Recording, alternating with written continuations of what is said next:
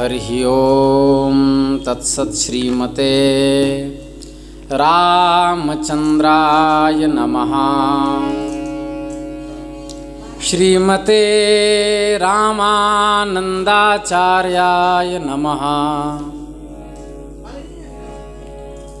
श्रीमते मलूकदासाय नमः।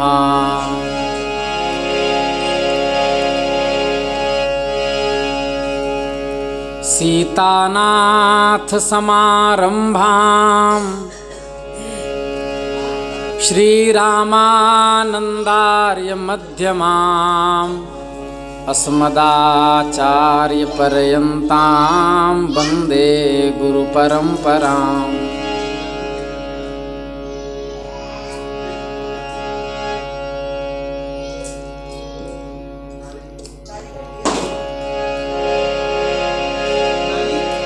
हरिविधि वसिष्ठ शक्ति पराशर व्यास सुखदेवान्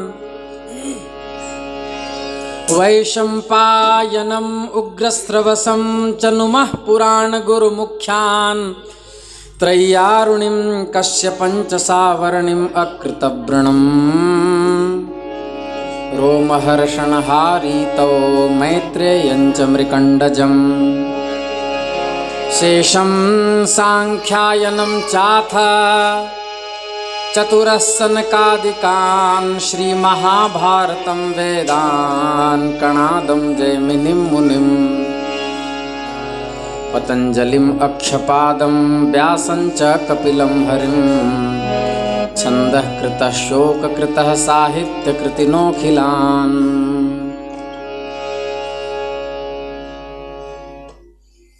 श्री राम जय राम जय।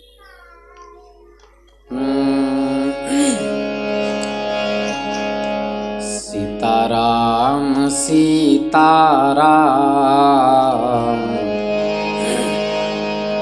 सीताराम कहिए जाहि विधि राखे राम ताहि विधि रहिए। सीताराम सीताराम सीताराम कहिए जाहि विधि राखे राम ताहि विधि रहिए। मुख में हो राम नाम राम सेवा हाथ में तू अकेला नहीं प्यारे राम तेरे साथ में। विधि का विधान जान हानि लाभ सहिए जाहि विधि राखे राम ताहि विधि रहिए।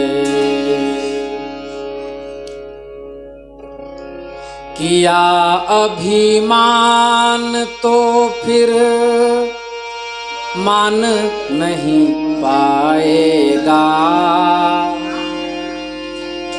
किया अभिमान तो फिर मान नहीं पाएगा। होगा प्यार वही जो राम जी को भाएगा। फल आशा त्याग शुभ कर्म करते रहिए जाहि विधि राखे राम ताहि विधि रहिए। सीताराम सीताराम सीताराम कहिए जाहि विधि राखे राम ताहि विधि रहिए। जिंदगी की डोर सांप हाथ दीनानाथ के, जिंदगी की डोर सांप हाथ दीनानाथ के, महल में राखे चाहे झोपड़ी में वास दे, धन्यवाद निर्विवाद राम राम कहिए, जाहि विधि राखे राम ताहि विधि रहिए, आशा एक राम जी से दूजी आशा छोड़ दे, आशा एक राम जी से दूजी आशा छोड़ दे, नाता एक राम जी से दूजे नाते तोड़ दे, साधु संग राम रंग अंग अंग रंगिए, जाहि विधि राखे राम ताहि विधि रहिए, सीताराम सीताराम सीताराम कहिए, जाहि विधि राखे राम ताहि विधि रहिए। वृंदावन बिहारी लाल की जय। भक्तवांछा कल्पतरु भक्तवत्सल शरणागत वत्सल दीनबंधु दया सिंधु भगवान श्री हरि की महती कृपा करुणा से हम आप सब इस विशुद्ध सत्संग मंडप में बैठ करके मनुष्य जन्म धारण करने का सर्वोत्कृष्ट साधन सत्संग समस्त आख्यानोपाख्यानों के माध्यम से प्राप्त कर रहे हैं। सर्वविदित है कि आज के दिन 1 तारीख को और 16 तारीख को संपूर्ण शंकाओं के समाधान के लिए हम लोगों ने चुना था।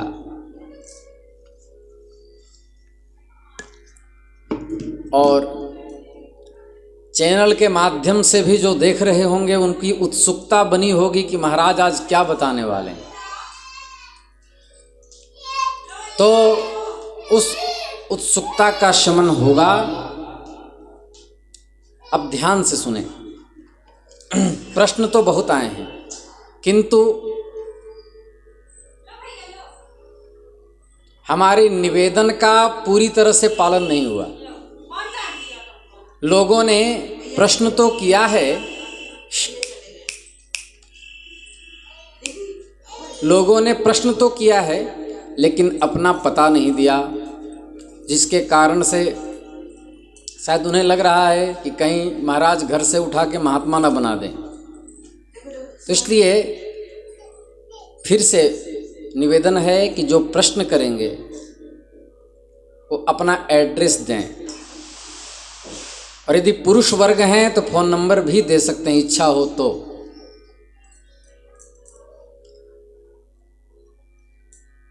तो प्रश्न आया, पहला प्रश्न है अमन शर्मा लखनऊ से। पहले सारे प्रश्न बता देते हैं। क्या घर में भगवान श्री परशुराम और शंकराचार्य जी की प्रतिमा स्थापित की जा सकती है? पहला प्रश्न। दूसरा प्रश्न है युक्ति मल्लिका, जिन्होंने लिखा है राधे राधे, मैं नेपाल से हूँ, मेरा नाम हरि है, सगुण निर्गुण ब्रह्म में क्या अंतर है? क्या रामकृष्ण नारायण माया युक्त ब्रह्म है? कृपया समाधान करें। एक है शिवम रातौरी, उन्होंने प्रश्न किया है, अगर यज्ञोपवीत समय से नहीं हो तो इसका प्रायश्चित्त क्या है? और यज्ञोपवीत किसे कहते हैं, क्या है? अगला प्रश्न भरत सिंह का है, धन प्राप्ति का साधन बताएं। दंडवत। अगला प्रश्न है अखिलेश, ये मैं उनके अकाउंट का नंबर, वो क्या कहते हैं, चैनल का नंबर पढ़ रहा हूँ, नाम पढ़ रहा हूँ, उनको अपना पता देना चाहिए। प्रातः स्मरण में पाठ का PDF जारी करें, बहुत सुंदर, ताकि ईश्वर में हमेशा मन लगा रहे। इसका कोई मंत्र या नियम हो तो बताएं। और प्रश्न, ज्योतिष में महारथत्व, महारथ की हासिल कैसे होगी? ज्योतिष में महारथ हासिल कैसे होगा? सुंदर। एक प्रश्न है, बड़ा अच्छा प्रश्न है, ईश्वर कितने हैं, कौन कौन है? क्योंकि भागवत के 10वें स्कंध के रास प्रकरण में ईश्वराणाम वचः लिखा है, इसको स्पष्ट करें। अरुण गर्ग, पोस्ट मुकाम धीरेश्वर, तह ढीमर, खेड़ा, कटनी, मध्य प्रदेश। युक्ति मल्लिका है शायद, उन्होंने लिखा है, महाराज जी चैतन्य महाप्रभु और प्रकाशानंद सरस्वती के बीच के शास्त्रार्थ का वर्णन करें। एक ने नाम नहीं दिया है, उन्होंने लिखा है, महाराज जी आपके गोरे होने का राज क्या है? ऐसा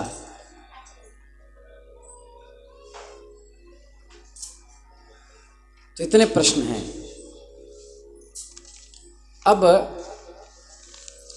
उसमें मैं पहले इस प्रश्न का समाधान करता हूँ कि राधे राधे, मैं नेपाल से हूँ, मेरा नाम हरि है, सगुण निर्गुण ब्रह्म में क्या अंतर है? क्या रामकृष्ण नारायण माया युक्त ब्रह्म है? कृपया समाधान करें। रामचरितमानस के बालकांड के 115वां दोहा के 56वां नंबर चौपाई, वहां से हम चलते हैं। सगुण और निर्गुण ब्रह्म क्या है?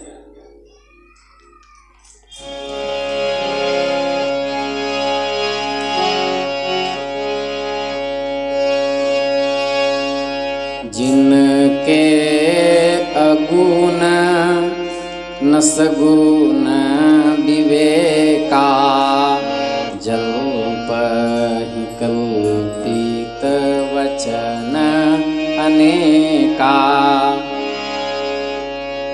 हरि माया बस जगत भ्रमाहि, तिनहि कहत कछु अघटित नाही।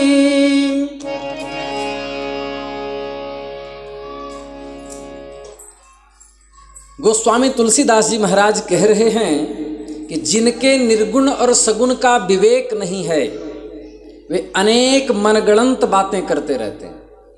उनका कुछ कह डालना आश्चर्य नहीं है, क्योंकि ज्ञानी नाम अपि चेतांसी देवी भगवती हिसा बलादाकृष्य मोहाय महामाया प्रयच्छति इति सिद्धांतत्वात्, जो दुर्गा सप्तशती में लिखा, ज्ञानियों के भी चित्त को भगवान की योग माया अपने वश में कर लेती है। तो मनगढ़ंत बातें यदि निर्गुण और सगुण तत्व को लेकर कोई करता है तो इसमें आश्चर्य नहीं मानना चाहिए।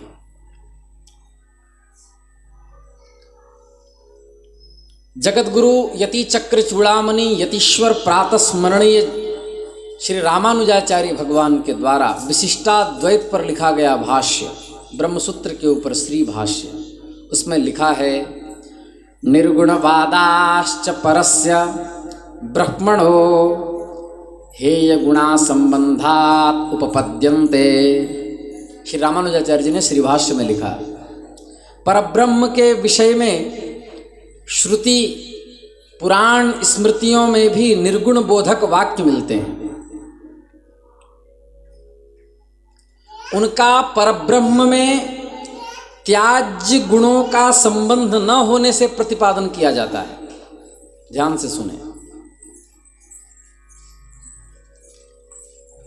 वह परमात्मा है कैसे? वराह पुराण के अनुसार परमानंद संदोहो ज्ञान मात्रश्च सर्वशः सर्वैः गुणैः परिपूर्णः सर्वदोष विवर्जितः। वराह पुराण। वह परमात्मा श्रेष्ठ आनंद से परिपूर्ण ज्ञान स्वरूप और सत्य व्यापक है और सभी दिव्य गुणों से परिपूर्ण है और उनमें किन्हीं भी प्रकार के दोष नहीं हैं।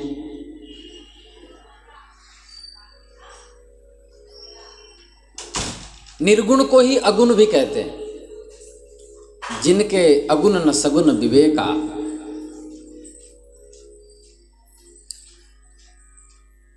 सच्चिदानंद मात्र हैं जो प्राकृत गुण से रहित हैं, मतलब जिनको काम क्रोध मत्सर लोभ आदि जिनको व्यापता नहीं है, जो प्राकृतत्व जो श्यामत्व गौरवर्णत्व बाल पौगंड वृद्धावस्था युवावस्था आदि से क्लांत नहीं होते, जिनका रूप अनादि है, जो अलख हैं, जो प्राकृत नेत्रादि से अगोचर हैं,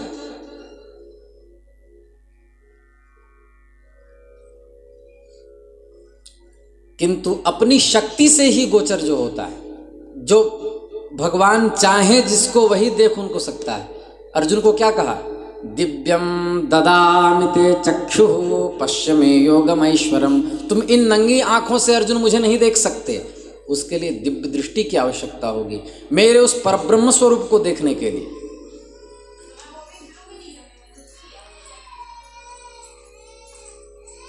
जो माता पिता के वीर्य से उत्पन्न नहीं होता, जिनका जन्म मरण विकारों से रहित है, जो शुद्ध सत्वात्मक विग्रह है,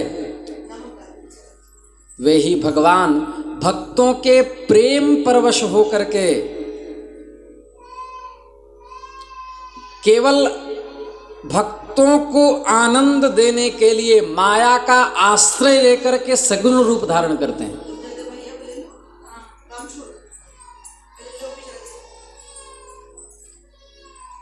अर्थात भगवान का अवतार जो लेना हुआ वो राक्षसों को मारने के लिए नहीं होता है, वो तो गौण प्रयोजन है। क्यों गौण प्रयोजन है?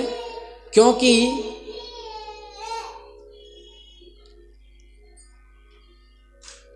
भगवान वैकुंठाधीश यदि चाह लें तो वैकुंठ से ही संकल्प कर लें कि जितने राक्षस है सब मर जाएं, तो संकल्प से सृष्टि होती है, राक्षस अपने आप समाप्त हो जाएंगे।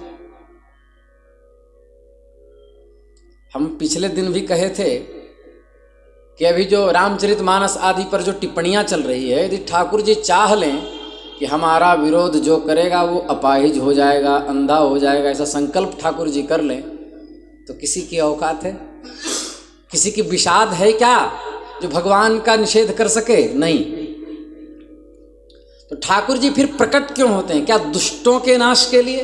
वह गौण प्रयोजन है। जैसे व्याकरण वैयाकरण सिद्धांत कौमुदी के कारक प्रकरण में आता है, ग्रामम गच्छन् तृणम स्पृशति। गांव को जाता हुआ रास्ते में धान भी छू लेता है। एक पंथ दो काज। उसी प्रकार भगवान भक्तों को आनंद देने के लिए ही पृथ्वी पर आते हैं, साथ साथ में राक्षस भी मार देते हैं। क्योंकि भक्तों को, जो भक्त यहाँ भजन कर रहे हैं, जो दृढ़ता से ईश्वर चरण संलग्न हैं, उनके आनंद के विषय भगवान नहीं बनेंगे तो वो बेचारे क्या करेंगे? ताही अहिर की छोहर या छियावर छाछ पे नाच नचावे। जो संपूर्ण अखिल कोटि ब्रह्मांड नायक, जिनके रोम रोम में करोड़ों करोड़ों ब्रह्मांड लटके हुए हैं, उनको अहिर की छोहरियाँ गोपियां थोड़े से छाछ के लिए नचाती है।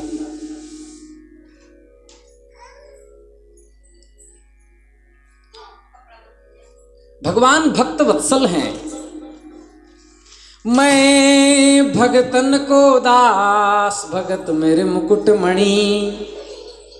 मैं भक्तों का दास हूं।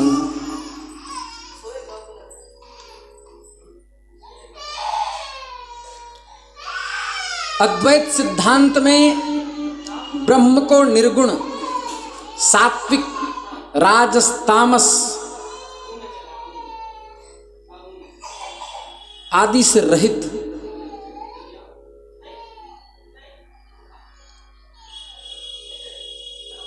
और सच्चिदानंद स्वरूप मानते हैं।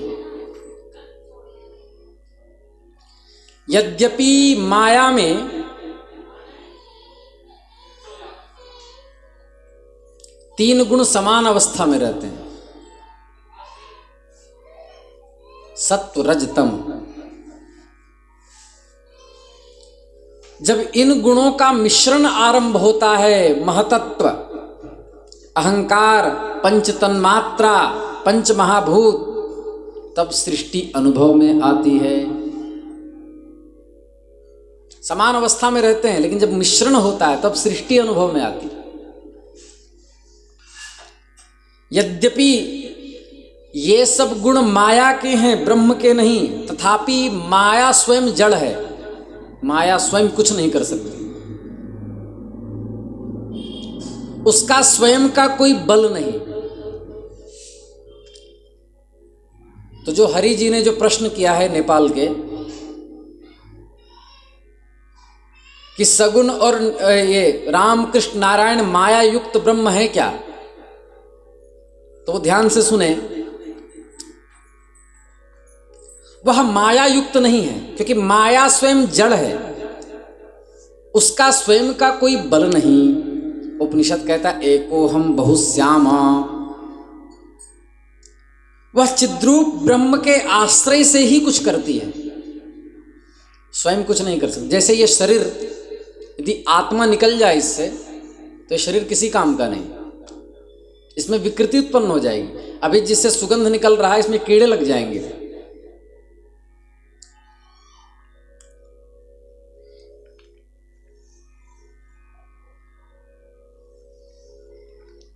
तीसरे कांड के 15वें दोहा का छठा चौपाई।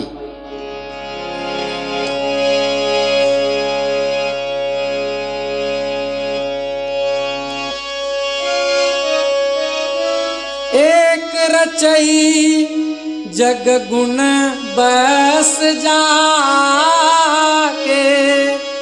प्रभु प्रेरित नहीं निज बलता के।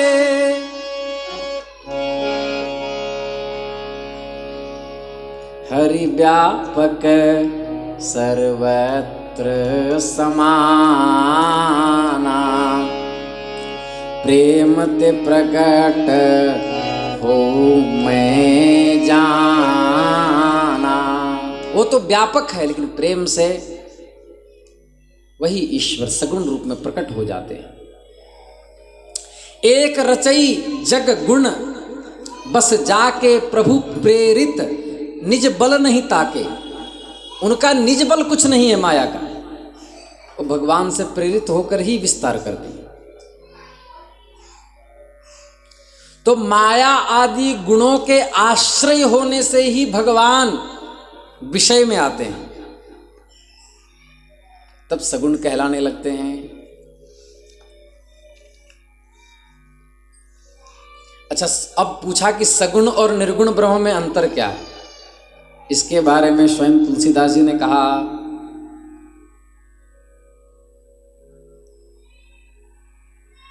जो गुण रहित सगुण सोई कैसे, श्री राम जय राम जय जय राम। जल हिम उपल बिलग नहीं जैसे, श्री राम जय जय राम। कितना सुंदर, एक लाइन में संपूर्ण वेदांत का निचोड़ गोस्वामी जी ने बता दिया। जैसे जब तक ठाकुर जी को जब भोग लगाएं तो जब तक प्रसाद में तुलसी नहीं डालते तब तक भोग नहीं लगता और भगवान उसको ग्रहण नहीं करते। उसी प्रकार भारतवर्ष में नहीं, पृथ्वी में कहीं भी सत्संग हो रहा हो, उसमें गोस्वामी तुलसीदास जी के पंक्ति रूपी जब तक तुलसी दल न लगे तब तक ठाकुर जी उस कथा से प्रसन्न होते नहीं, क्योंकि सारे गतार्थ तुलसीदास जी के इस काव्य में ही होते हैं। कितना सुंदर निचोड़ दिया सगुण का। जो गुण रहित सगुण सोई कैसे, श्री राम जय जय राम। जो गुण रहित है वो सगुण कैसे हो गया? तो उत्तर दे रहे हैं, जल हिम उपल बिलग नहीं जैसे, श्री राम जय जय राम। निर्गुण जल को मानो, सगुण बर्फ को मान लो। बर्फ क्या जल से भिन्न है क्या? उसमें कुछ है और अलग? कुछ भी नहीं है। जल निर्गुण हो गया, हिम बर्फ सगुण हो गया, दोनों अलग नहीं हैं, बस केवल थोड़ा सा अंतर है। क्या अंतर है? हिम में कठिनता, काठिन्य और वर्तुलाकारत्व है, उसको कहते हैं इंग्लिश में टाइटनेस, कठोरता और वर्तुलाकारत्व है। जल में नहीं है। इतना ही तो अंतर है। निर्गुण जल है, सगुण ओला है। जैसे जल में कठिनता, वर्तुलाकारत्व,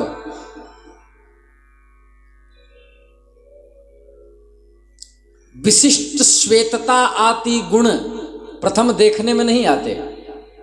जल तो सामान्य प्रस्रवंती बहता रहता है, किंतु शैत्य संयोग से, शीत के संयोग से, शीतलता होने के कारण, अत्यंत शैत्य संयोग से बिना किसी अन्य वस्तु को मिलाए वह बर्फ बन जाता है।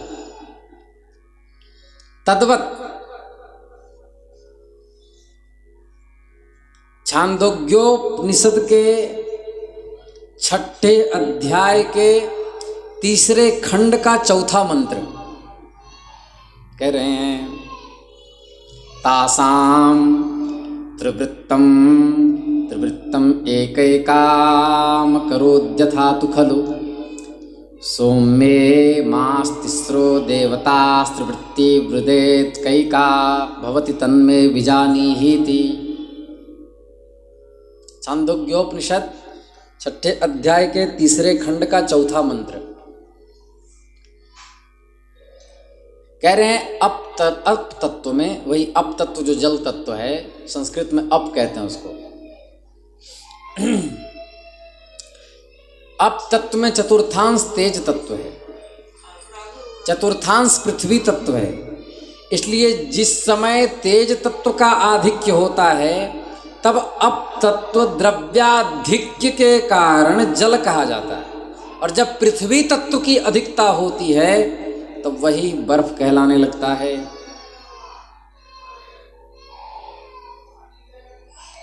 उसी प्रकार सगुण और निर्गुण है। भगवान कभी माया में बंधते नहीं हैं, माया का आश्रय लेकर के सृष्टि का विस्तार करते हैं और सगुण रूप धारण करते हैं।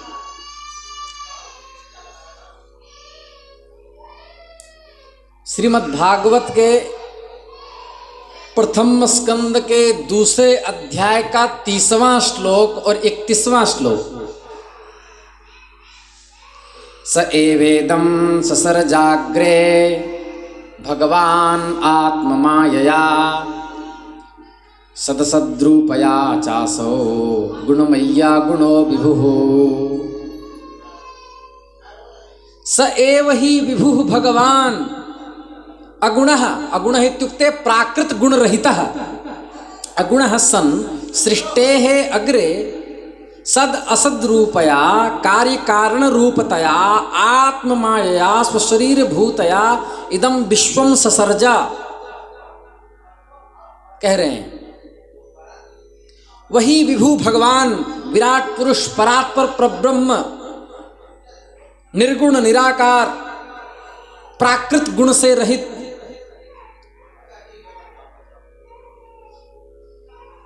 माया का आश्रय लेकर के इस सृष्टि की रचना करते हैं। प्रथम स्कंद के श्रीमद् भागवत के दूसरे अध्याय का 31वां श्लोक,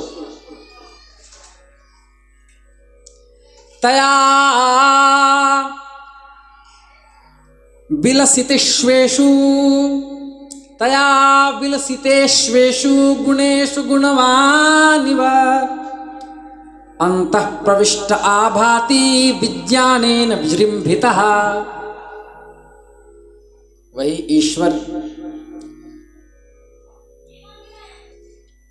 सत्व, रज, तम, ये तीनों गुण उसी माया के विलास हैं। इनके भीतर रहकर भगवान, ऐसा मालूम होता है कि माया में भगवान फंसे हुए हैं, लेकिन वास्तव में वे माया से अतीत रहते हैं, इसलिए भगवान को मायातीत भी कहा जाता है। बहुत लोग कह देते हैं ना कि भगवान भी तो विवाह किए थे, सन्यास क्यों लेना, भगवान भी तो गृहस्थ थे। उनको समझना चाहिए कि भगवान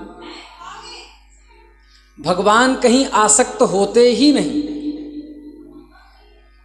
राधा तापनियोपनिषद के 51वां मंत्र, येयम राधा यश्च कृष्णो रसाब्धिर्देहेश्चैकः क्रीडानार्थम द्विधाभूत। ये राधा जो हैं वो श्री कृष्ण ही साक्षात हैं। ये केवल क्रीड़ा करने के लिए, भक्तों को माधुर्यानंद देने के लिए दो रूप में विलास कर रहे हैं, स्त्री पुरुष बन के। इसका मतलब क्या हुआ? भगवान ब्याह नहीं करते, भगवान तो स्वयं ही स्त्री स्वरूप में भी रहते।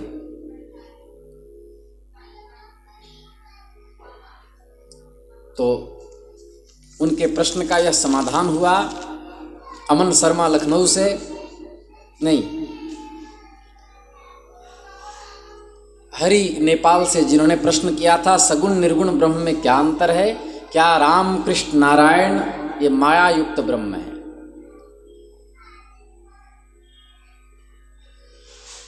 अमन शर्मा जो लखनऊ से प्रश्न किए हैं, क्या घर में भगवान श्री परशुराम और शंकराचार्य जी की प्रतिमा रखनी चाहिए?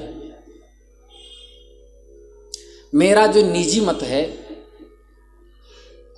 प्रतिष्ठित प्रतिमा इनकी नहीं रखनी चाहिए। क्यों?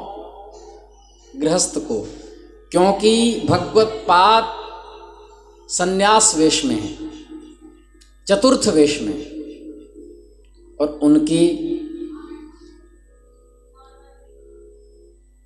नैष्ठिक ब्रह्मचर्य के बाद उनका संपूर्ण जीवन जंगलों में ही बिता है,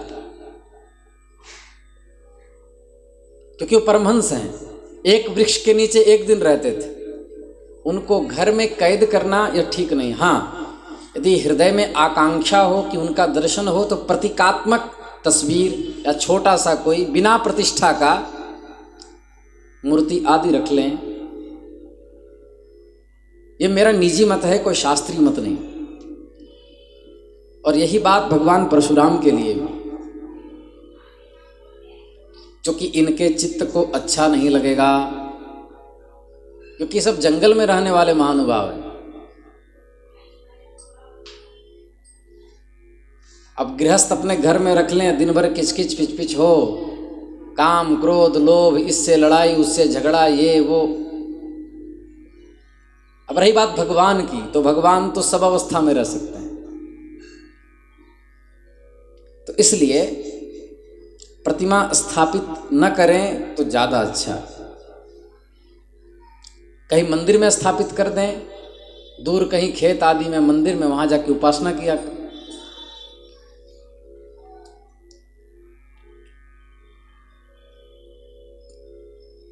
इसके बाद तीसरा प्रश्न आया है अखिलेश जी का। उन्होंने कहा, प्रातः स्मरण के पाठ का PDF जारी करें, जैसे पूज्य गुरुदेव भगवान का है, शायद उसी तरह कह रहे हैं, ताकि ईश्वर में हमेशा मन लगा रहे। ये दास की भी इच्छा थी, आपने हृदय की बात कही और अवश्य ही बहुत जल्द प्रातः स्मरण के PDF जारी किए जाएंगे। यहीं से उसको गायन माध्यम से किया जाएगा ताकि प्रातः काल लगा करके लोग सुना करें।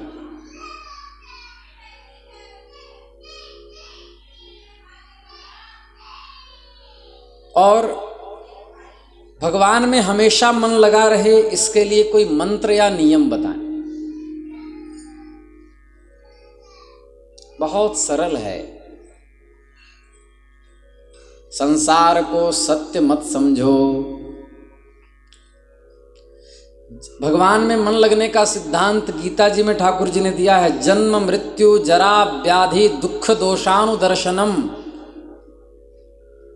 चाहते हो कि श्री कृष्ण में मन लगे तो बार बार यह चिंतन करो, मेरा जन्म हुआ, मेरी मृत्यु होगी, मैं वृद्ध होऊंगा, ये रोग क्यों आ रहे हैं। इसका बार बार चिंतन करने से देहाध्यास छूट जाएगा। दोषों का दर्शन करो कि कोई अमर क्यों नहीं, कोई धनवान है तो कोई निर्धन क्यों है, आदि आदि। इसका चिंतन करें। नाशवान जगत से धीरे धीरे वैराग्य की ओर बढ़े। जब संसार नहीं रहेगा तो ठाकुर जी ही रहेंगे। और जिनका मन भगवान में नित्य लगा हुआ है, उनके चरणों से अपनी डोरी जोड़ दो, मन लगने लगेगा। नित्य सत्संग करो। उन्हीं का दूसरा प्रश्न भी है कि ज्योतिष में महारथ हासिल कैसे होगा। ज्योतिष शास्त्र में बहुत सुंदर प्रश्न है।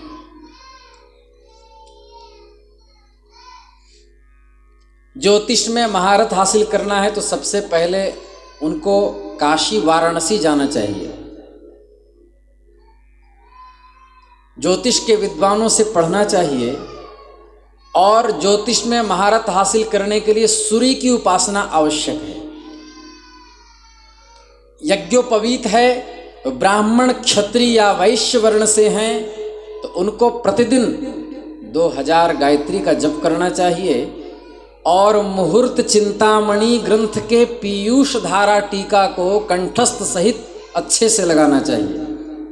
मैं सत्य कहता हूँ, ज्योतिष उनकी बहुत दिव्य हो जाएगी। उसके बाद भृगु संहिता और सूर्य सिद्धांत का अध्ययन करना चाहिए। महारथ हासिल करने में दवा और दुआ दोनों चाहिए। तो गायत्री का जप होगा तो ऋतंभरा प्रज्ञा जागृत हो जाएगी। आपके सामने जो बैठेगा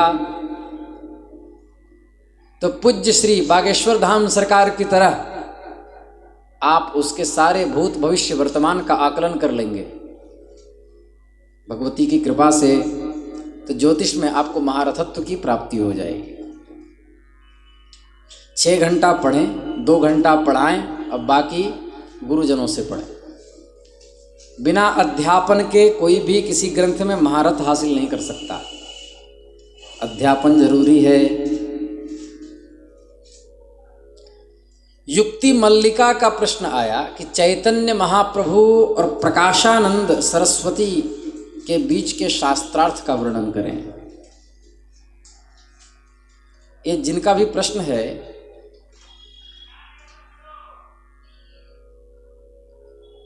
उनको मैंने पहले ही बता दिया है कि ये आदिगुरु शंकराचार्य भगवान के चरित्र के बाद जब महाप्रभु का चरित्र चलेगा तब प्रकरण से ही यह वर्णन होगा। बीच में मैं वर्णन नहीं कर सकता, ऐसे कथा का क्रम टूटता है। वो तो हमने 1 तारीख और 16 तारीख शंका समाधान का रखा है, इसलिए मैंने इस प्रश्न को उठाया। तो चरित्रात्मक जो भी प्रश्न हैं उनका वर्णन उन्हीं महापुरुषों के चरित्र के क्रम में होगा। अब एक प्रश्न आया है। अरुण गर्ग हैं, पोस्ट मुकाम धीरेश्वर तह ढीमर खेड़ा कटनी मध्य प्रदेश। कमेंट में इनका प्रश्न आया और यह प्रश्न बड़ा शास्त्रार्थात्मक है।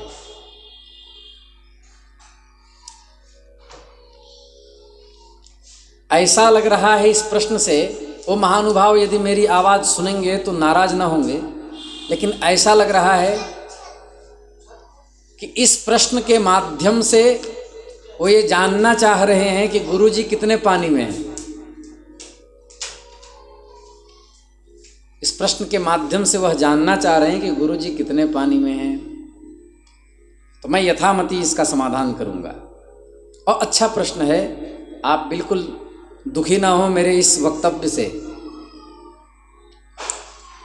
क्योंकि अब हमसे प्रश्न नहीं करेंगे तो किससे करेंगे? पाकिस्तान में तो प्रश्न करने जाएंगे नहीं।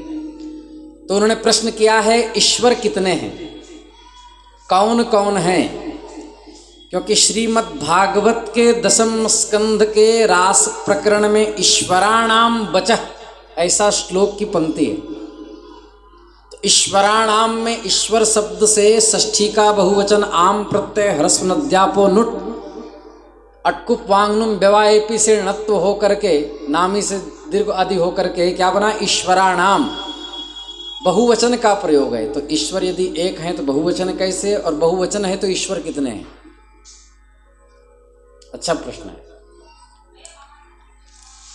ये कटनी के मध्य प्रदेश के हैं। सबसे पहले यह समझिए कि आया कहाँ है। श्रीमद् भागवत के 10वें स्कंद के 33वें अध्याय के 31, 31 और 32 श्लोक में ये वर्णन है।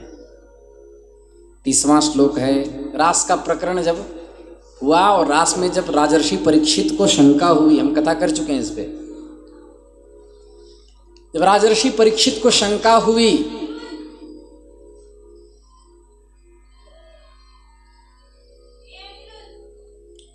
कि ऐसे भगवान श्री कृष्ण की लीला में किसी को संदेह न हो, इसके लिए क्या समाधान है?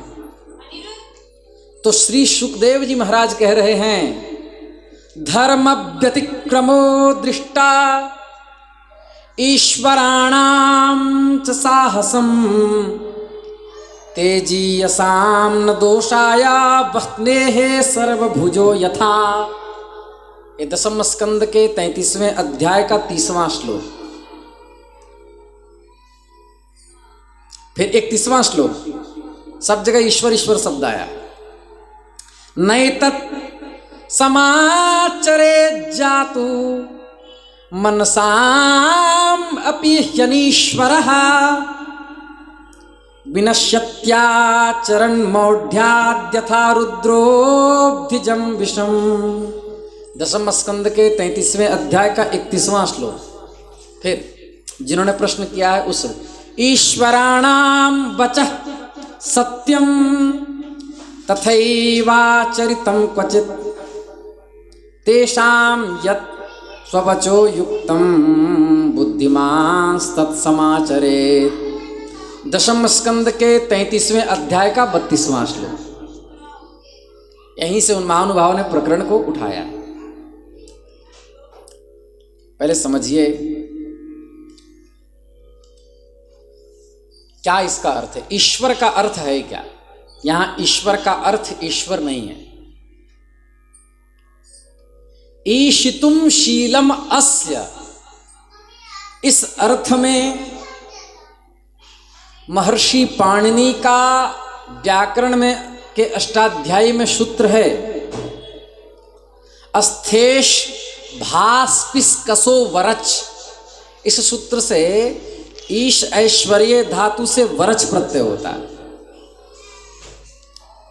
उसका अर्थ है तच्छील, तद्धर्म, तत्साधुकारी कर्ता अर्थ में ष्ठागति निवृत्तौ ईश ऐश्वर्ये भास दीप्तौ विश्रीगतौ और कसगतौ, इन धातुओं से वरच प्रत्यय होता है। तो ईश ऐश्वर्ये ईशितुम शीलम अस्य तच्छिल्य तद्धर्म तत्साधुकारी अर्थ में वरच प्रत्यय होगा तो बनेगा ईश्वर।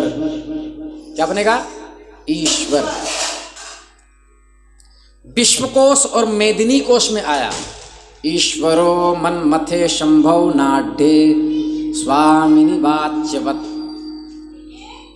ईश्वर का अर्थ मालिक भी होता है, ईश्वर का अर्थ परब्रह्म भी होता है, और ईश्वर का अर्थ समर्थशाली भी होता है, समर्थवान भी होता है। अमर कोश में आया स्वामी त्वीश्वरः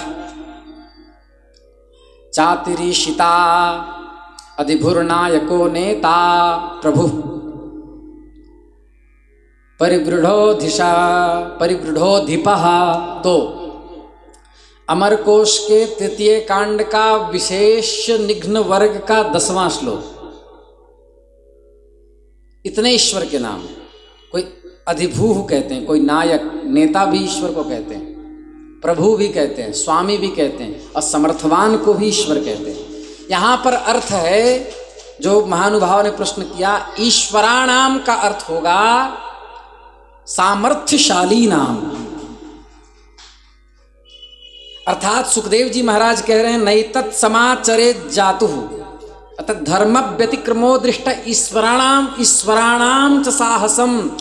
वो कह रहे हैं कि सूर्य अग्नि आदि समर्थ महापुरुष समर्थवान तत्व कभी कभी धर्म का उल्लंघन और साहस का काम करते देखे जाते हैं, परंतु इन कामों से उन तेजस्वी महापुरुषों को दोष नहीं लगता।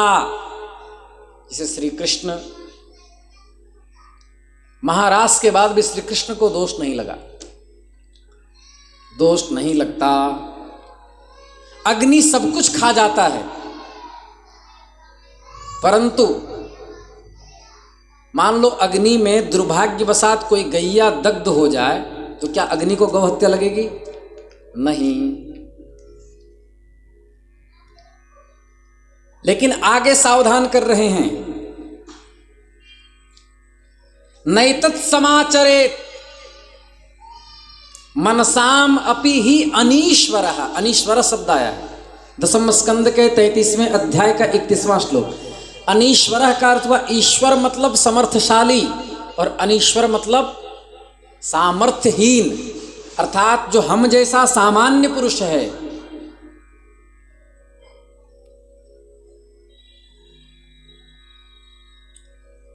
वो इस तरह का शास्त्र विरुद्ध आचरण न करे।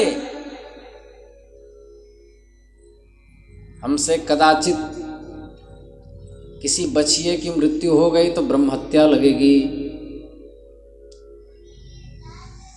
जिन लोगों में ऐसी सामर्थ्य नहीं है उनको तो शरीर से करना तो दूर रहा, मनसापि नैतत् समाचरेत, मन से भी ऐसा न सोचे, शास्त्र विरुद्ध कर्म न करे। यदि मूर्खतावश ऐसा करता है विनश्यत्याचरण मौढ़्यात् यथा रुद्रोब्धिजम विषम। जैसे भगवान विश्वनाथ ने समुद्रोत्पत्ति से समुद्रोत्पन्न विष का पान किया, यदि कोई उसकी कॉपी करेगा तो क्या होगा? दग्ध हो जाएगा, विनश्यत, उसका नाश हो जाएगा। ये बात आई। फिर उन ईश्वराणाम वचः, जो प्रश्न है, ईश्वराणाम वचः सत्यम तथैवाचरितम क्वचित। यहां पर ईश्वरों के वचन का अर्थ नहीं करेंगे, यहां करेंगे समर्थों का वचन सत्य माना जाता है, उसी का अनुकरण करना चाहिए। उनके आचरण का अनुकरण कहीं कहीं होता है, सब जगह समर्थ महापुरुषों के आचरण नहीं होते। उनके जो शास्त्रीय आचरण है, अर्थात उनके उपदेश और आचरण दोनों जब अनुकूल हो, वो आचरण किया जा सकता है।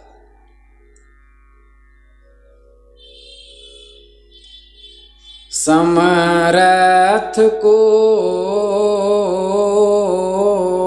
नहीं दोष गुसाई, रवि पावक सुरसरी की नाई। समर्थों को कोई दोष नहीं लगता। ईश्वराणाम इत्युक्ते समर्थानाम, ऐसा अर्थ करेंगे। हाँ, दूसरे पक्ष में ईश्वर कितने हैं ये भी उत्तर दे दें। निर्गुण निराकार परब्रह्म परमात्मा तो सुन ही चुके हैं। ईश्वर वैसे एक हैं, लेकिन जैसे अखिलेश जी यदि जींस पैंट पहने तो भी अखिलेश ही कहलाएंगे, धोती धारण करें तो भी अखिलेश ही कहलाएंगे। हमारे जैसे मोटी मोटी तुलसी भी धारण कर लें तो भी अखिलेश ही कहलाएंगे। वही परब्रह्म परमात्मा जब शंख चक्र गदा पद्म धारण कर लेते हैं, श्रीमन नारायण नारायण नारायण हरि, हमारे लिए देर प्रभु काहे को करी। वही परब्रह्म परमात्मा जब सिंह की सवारी कर लेते हैं और स्त्रीत्वाभासित होते हैं, वही दुर्गा बन जाते हैं। तो ईश्वर कोटि के 5 देवता, जिसको पंच देवता का पूजन कहते हैं, नारायण, भगवती दुर्गा, शिव, गणेश और सूर्य। नारायण का ही दूसरा नाम विष्णु है, विष्णु व्याप्तो धातु से विष्णु शब्द की निष्पत्ति हुई। विष्णु के उपासक, भगवान विष्णु के उपासक को वैष्णव कहते हैं। दुर्गा का ही दूसरा नाम शक्ति है, शक्ति के उपासक को शाक्त कहते हैं। शिव के उपासक को शैव्य कहते हैं। गणेश जी के उपासक को गणपत्य कहते हैं। सूर्य के उपासक को सौर्य कहते हैं। ये ईश्वर क्यों है? क्योंकि मोक्ष प्राप्त करने का सामर्थ्य इन 5 में है। ये 5 मोक्ष दे सकते हैं, इसलिए 5 ईश्वर कोटि के हैं। 5 में से किसी की भी उपासना करो। जय जय सिया राम। तो बाकी जो हैं वह भगवान के जो अंशावतार, अंशांशावतार, ये तो है ही, और जो देवता हैं वह पुण्य भोग रहे हैं।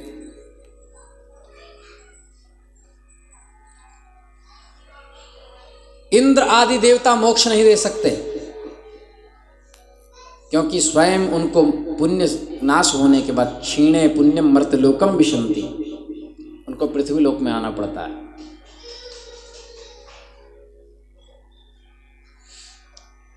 तो यह प्रश्न हुआ। एक प्रश्न, महाराज जी आप इतने चमकते क्यों हैं, गोरे क्यों दिखते हैं? ये सब फालतू प्रश्न है, लेकिन अब प्रश्न आया है, तुम समाधान कर दें। प्रातः काल 3 से 4 के बीच जो शैया का त्याग कर दे और गुनगुना जल पिए, तो उसे उस स्वरूप की प्राप्ति हो जाएगी। ये हुआ। अब एक प्रश्न बहुत कठिन है, उसको सांकेतिक ढंग से हम कह दें।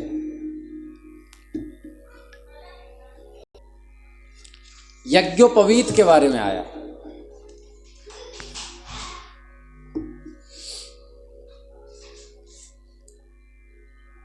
आठवां संस्कार उपनयन संस्कार है। गर्भाधान, चूड़ाकरण, जात कर्म आदि संस्कार के क्रम से 8वां संस्कार उपनयन संस्कार है। धर्मशास्त्रकारों ने ब्राह्मण, क्षत्रिय और वैश्य इन 3 वर्णों के लिए इसका विधान किया है। शिव रातौरी जी का प्रश्न है।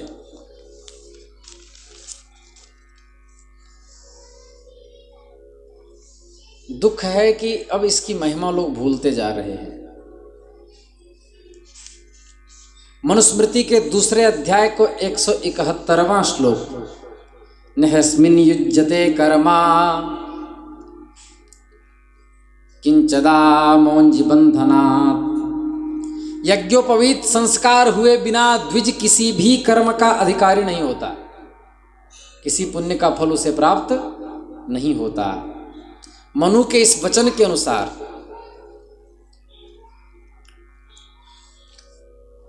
संध्या वंदन आदि किसी भी पुण्य का फल उसे प्राप्त नहीं होता। समय ज़्यादा हो गया है, इस प्रश्न को हम 16 तारीख को सबसे प्रथम रखेंगे, इसलिए आज क्षमा करें क्योंकि आज समय ज़्यादा हो गया। और आप लोग इसी तरह खूब जिज्ञासा से प्रश्न कीजिए, हमको बहुत आनंद की प्राप्ति हो रही है। क्यों? क्योंकि इससे हमारे भी ज्ञान की वृद्धि हो रही है, चिंतन करने का अवसर मिल रहा है। आप लोग को शायद पता नहीं, आप तो पूछ करके तो अलग हो गए, मुझे दिन भर चिंतन करना पड़ा कि कुछ ऐसे वक्तव्य न निकल जाएं जिससे श्रोताओं की हानि हो।